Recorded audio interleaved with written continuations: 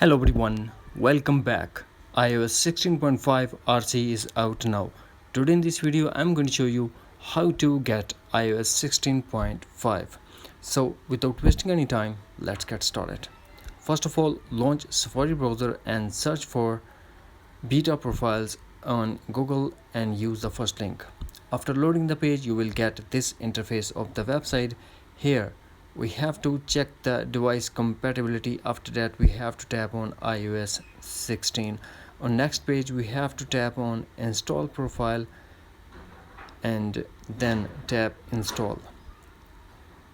Now a pop-up window will appear. Here we have to tap on allow, then close, minimize the Safari browser, launch settings. Profile downloaded, install top right corner. Here we have to put iPhone passcode and tap install. If you want to restart your iPhone, then tap on restart, otherwise leave it as it is and tap on not now. Now tap done.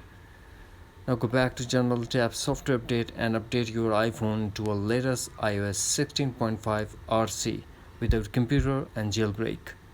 That's it. Hopefully friends, you found this video helpful, so please do like, share and subscribe. Thanks for watching. Take care. Bye bye.